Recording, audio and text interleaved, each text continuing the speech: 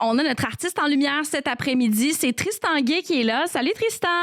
Salut, Comment vas-tu? ça va super bien, toi aussi? Ben ça va super bien, merci. Écoute, je veux commencer par te parler. Bon, t'es originaire de Gatineau. Oui.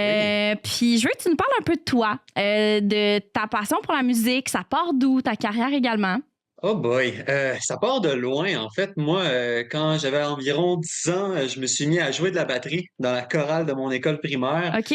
Puis, ça s'est un peu déroulé comme ça. Puis à peu près au secondaire, j'ai appris que je savais chanter en fait par la force des choses. Mhm.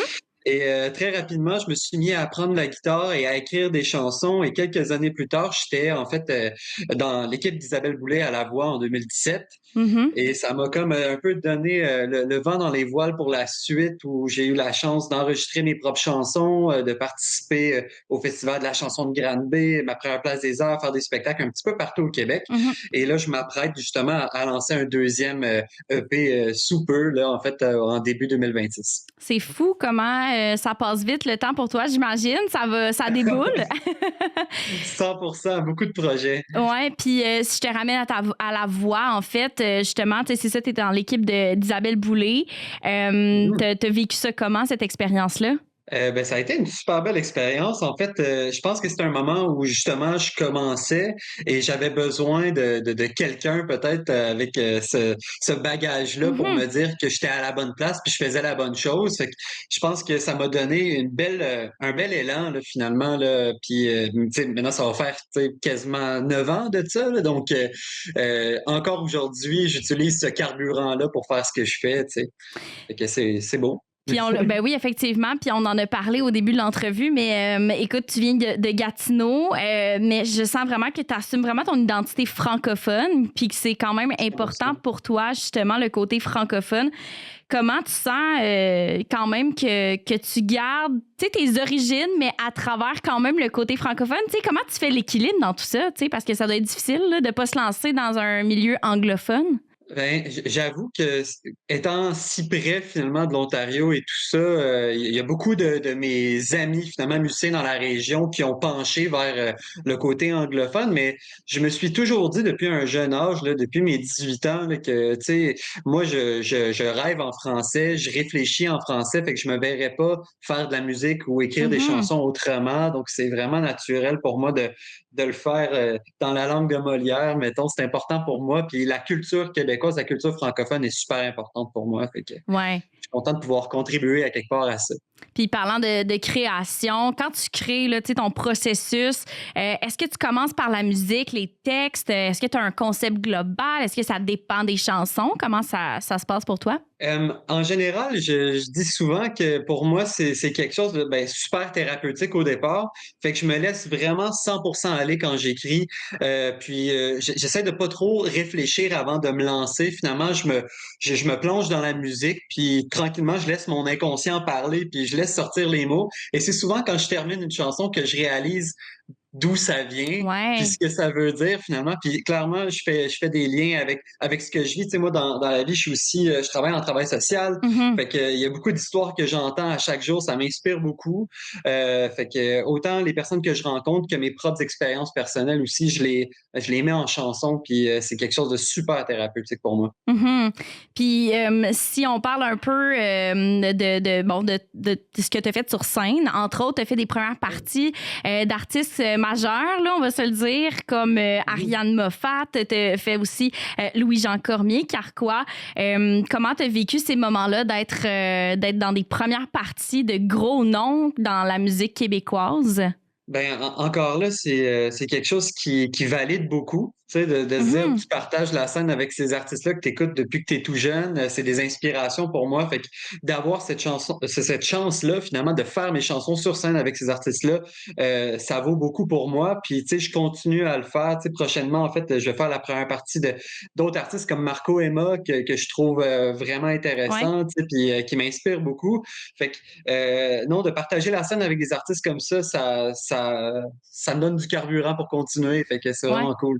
Puis, tu as un autre projet aussi en parallèle à ça. Je pense que tu fais partie d'un collectif également, un groupe rock qui s'appelle Alizé. Pourquoi c'est important pour toi d'avoir peut-être un côté solo, mais un côté aussi carrière avec un band, avec un collectif? Ben, en fait, il y a quelque chose d'intéressant. Tu sais, moi, mon objectif dans la vie, c'est de faire le plus de musique possible. Fait que quand l'opportunité est venue de faire de la musique dans un groupe, de pouvoir partager ça, puis d'écrire d'une manière différente, où c'est pas juste moi qui tire le bateau, là, finalement. Là, tu sais, on est une gang à le faire. Il y a quelque chose de super intéressant de pouvoir mélanger ces éléments-là. Puis, honnêtement, moi, je tripe sur ce projet-là. C'est un projet qui est très, très jeune. On s'est rencontrés pour la première fois à l'Élysée au mois de mai. Et là, on fait beaucoup de spectacles, entre autres à Montréal, puis aussi à Gatineau dans mon coin, mais on va se promener aussi. On s'inscrit aussi pour les Francouvertes. On va espérer que ça puisse se passer de ce côté-là aussi. Mais c'est super important pour moi de diversifier. Puis honnêtement, faire de la musique au Québec, c'est quand même un challenge. Fait que d'avoir plusieurs possibilités comme ça donne plus de chances de se faire remarquer à quelque part, là, puis de montrer tout ce qu'on est capable de faire aussi. Là. Absolument. Puis un peu plus tôt, tu parlais donc de tes projets futurs. Tu en parlais un petit peu vaguement, là, que tu voulais lancer un prochain album. Ça ressemble à quoi pour toi, Tristan, tes prochains projets, en fait? Il y en a plusieurs. Comme là, présentement, je suis en train de lancer plusieurs chansons qui vont mener au lancement de mon prochain EP qui va être lancé le 17 mars prochain à la salle Odyssée dans mon coin. Puis il va y avoir d'autres spectacles aussi à suivre. Mais on est aussi en train d'enregistrer un album avec Alizé. Fait qu'il va y avoir aussi beaucoup de musique en parallèle qui va se lancer. Fait que j'ai l'impression que 2026 va être très chargé en musique puis en projet de mon côté. Fait que ça, je capote. En fait, je suis vraiment heureux de tout ça. J'ai lancé une chanson la semaine dernière en fait, qui s'appelle Les Marées. J'invite tout le monde à aller écouter ça. Je suis vraiment fier de cette chanson-là puis de la réception qu'elle a jusqu'à maintenant. Là. Fait que, bref, allez écouter ça. Ben, c'est certain. Puis je veux terminer en parlant de ta chanson Demain parce que, bon, on te reçoit, entre autres, comme artiste en lumière cette semaine. Donc, on va entendre ta chanson Demain qui va jouer là, pas mal partout dans notre programmation. C'est quoi cette chanson-là? C'est quoi le concept? Ça part d'où? Puis elle représente quoi pour toi surtout? Ben, c'est une chanson, en fait, que je traîne avec moi depuis un certain temps. Je l'ai écrite pendant la pandémie. Puis, en fait, Demain, c'était une chanson qui me permettait de m'évader à un moment où est-ce qu'on pouvait pas le faire. Mais à quelque part, je trouve que c'est une belle métaphore pour justement, tu sais, s'encourager à faire ce qu'on veut faire dans la vie, puis à se plonger là-dedans, se laisser aller. Puis en fait, on a une seule vie, une seule chance, donc il faut en profiter, puis il faut faire ce qui est important pour nous. Puis demain, c'est un peu ça, c'est d'amener, finalement, dans la chanson, je raconte que j'amène quelqu'un avec moi pour qu'elle puisse finalement s'évader puis sortir de son cocon, là, finalement. Fait que c'est un peu ça, ça parle de ça demain. Ben c'est le fun parce que je trouve que c'est une chanson qui était très adaptée à la COVID, mais qu'au final, s'adapte à tous les jours. Au final, tu sais, quand on veut faire sortir un peu notre cocon, là. Fait que c'est ça. C'est une chanson très ensoleillée. Je pense qu'elle va nous réchauffer un peu alors que l'hiver s'installe tranquillement.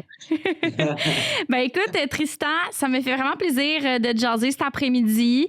Comme je t'ai dit, tu es notre artiste en lumière, puis ça me fait bien plaisir de rouler ta toune demain. Je te souhaite plein de succès. J'imagine qu'on te rejoint sur les réseaux sociaux pour la suite. 100% ou tristanguay.com, tout est là. Fait que merci, un gros merci de me laisser cette place-là cette semaine. J'apprécie beaucoup, puis bonne écoute tout le monde. Ben ça nous fait plaisir. Fait que ben à une prochaine fois, Tristan. Salut! Bye bye! Vous venez d'entendre Tristan Guay au 103.7 Radio Acton et on poursuit en musique justement avec sa chanson Demain. Radio Acton 103.7